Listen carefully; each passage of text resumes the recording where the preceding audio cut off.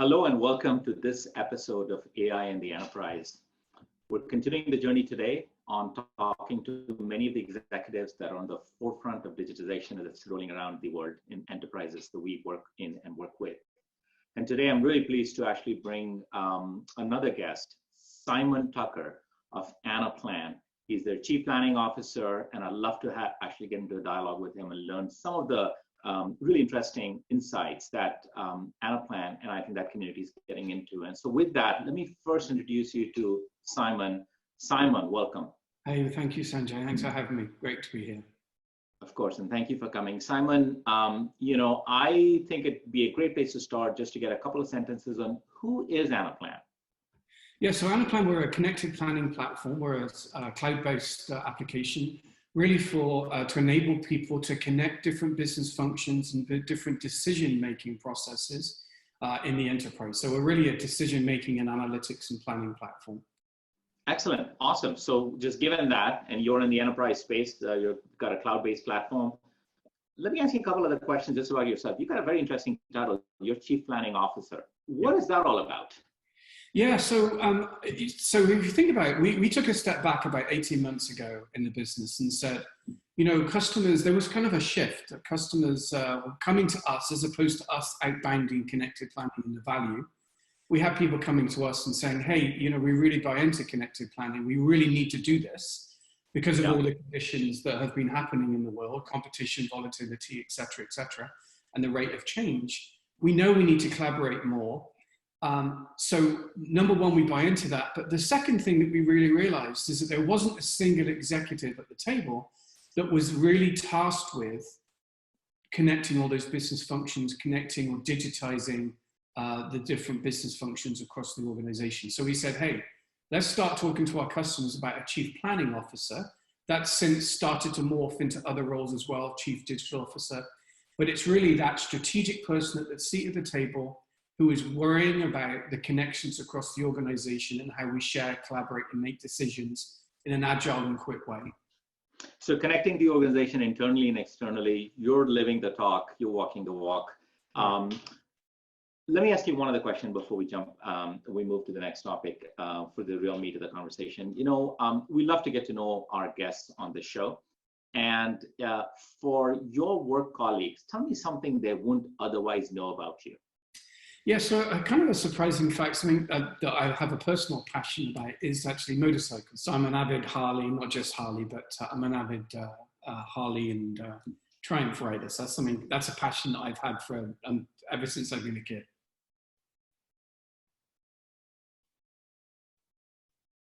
That's awesome. We might come back to that later in the discussion, just talking about how you connect that and connect that with planning. But I think we've got a few things I want to touch upon before we get there.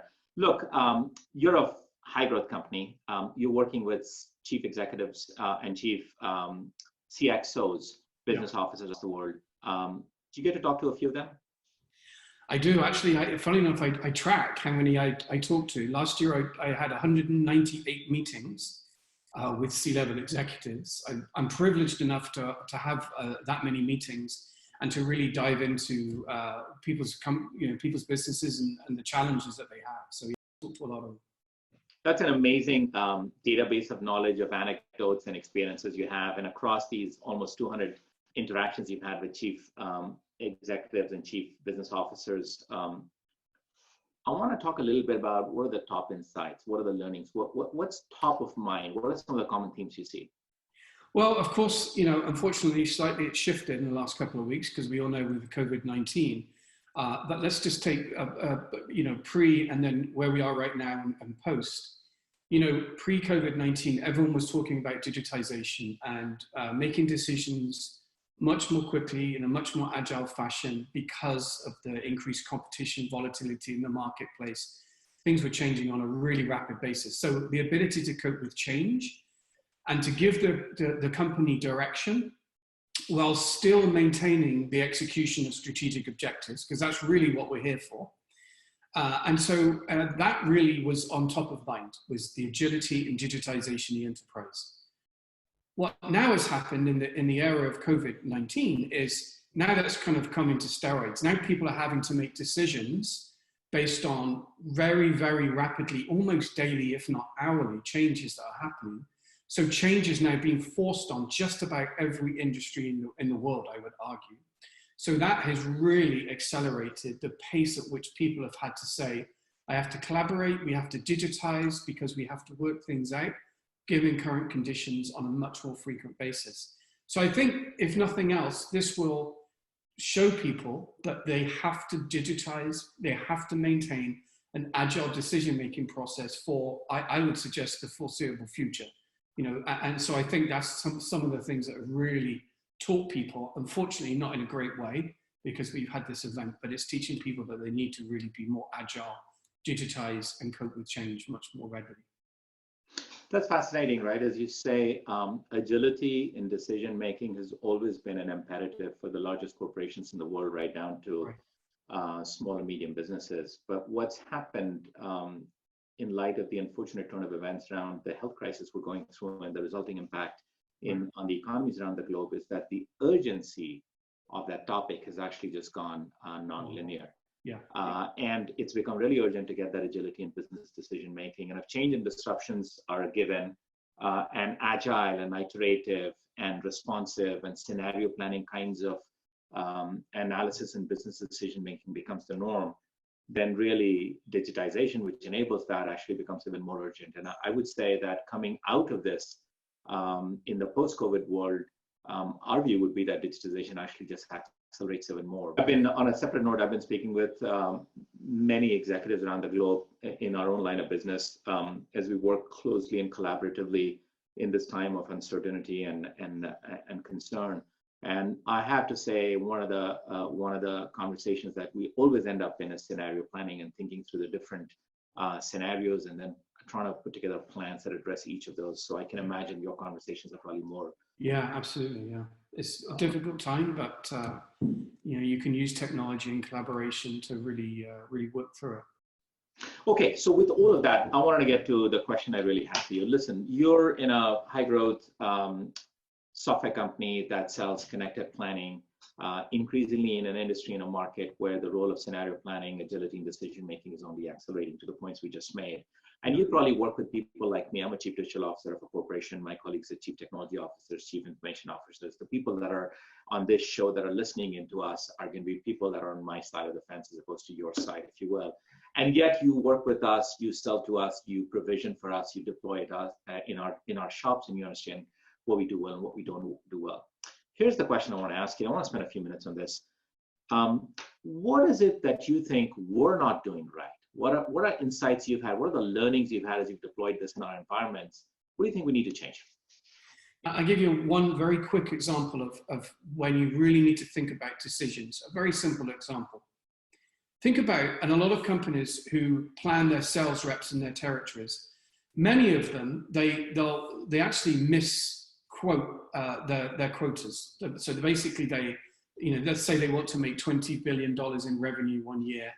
What many companies will do is obviously allocate $25 billion across the stack. Many actually, just for whatever reason, because of the inaccuracy of the systems they're using, don't allocate as much quota. They get halfway through the year, they realize that they're not on track. And so they take a look and they say, okay, we assigned all these territories to Billy and Sally and Joey and whoever. Well, they're not making quota. We're going to take that quota and we're going to put it to our star performers.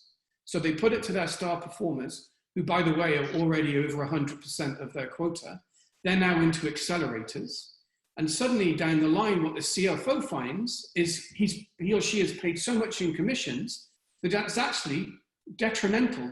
Reallocating that quota to those reps was actually detrimental. And so this is your point about the messy middle, right? And you just gave us a perfect example of how the messy middle, to use your phrase, actually manifests itself in a very typical business environment. But Simon, what you're really saying is, listen, there's almost a three-tier way to think about this. There's a system of records, which is solid, for the most part, large, bulky, monolithic implementations, perhaps older technology pieces, difficult to keep up to date, particularly with the changing business conditions. Yeah. You talked about a system of intelligence. You called it reporting. I think others might kind of describe it to be a little bit more intelligent than that. But in any case, prescriptive, predictive business intelligence that allows you to make decisions.